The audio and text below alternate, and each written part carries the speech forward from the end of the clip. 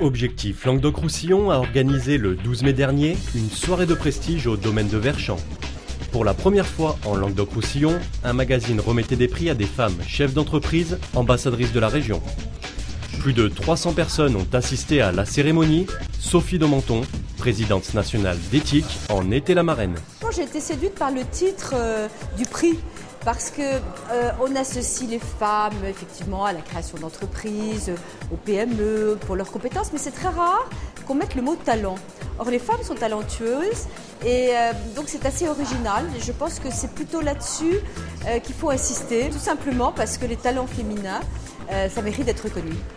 À cette soirée, plusieurs prix ont été attribués et c'est Claude Vialade, PDG des Domaines Auriol, qui a été élu talent au féminin 2011. C'est le résultat d'une carrière de 30 ans de travail dans le vin, dans le commerce international. Que du bonheur, du plaisir et de la gaieté. Et puis aussi une envie de partager ça avec toute l'équipe. Et une envie de dire donc à des femmes que tout le monde peut le faire, que ce soit une émulation et surtout qu'elles perdent leur complexe. Anne Rossignol-Castera, PDG d'Oléos, a quant à elle remporté la catégorie Espoir au féminin. Je trouve que c'est une magnifique reconnaissance d'être dans la catégorie Espoir. Alors que cette création d'entreprise vient après plus de 20 ans d'une première carrière, je le prends comme une vraie chance et aussi une façon de montrer que c'est possible.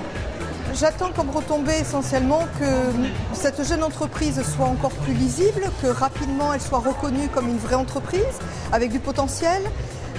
C'est aussi une façon de témoigner de l'innovation qui est au sein d'Oléos.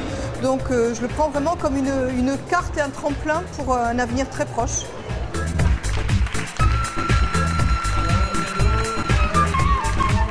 Donc il y a beaucoup d'initiatives magnifiques qu'on ne connaît pas toujours, des femmes très discrètes souvent et qui méritent d'être connues.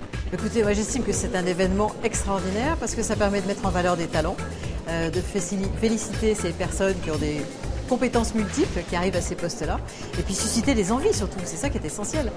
On se construit aussi par rapport aux références qu'on a, et je pense que beaucoup de femmes s'auto-censurent parce qu'elles n'ont pas assez de références féminines sur des postes d'encadrement, des postes de management.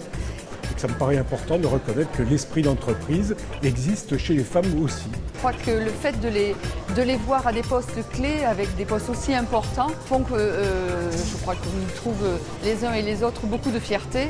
Et en tout cas, c'est une vraie richesse pour la région et je m'en félicite bien évidemment.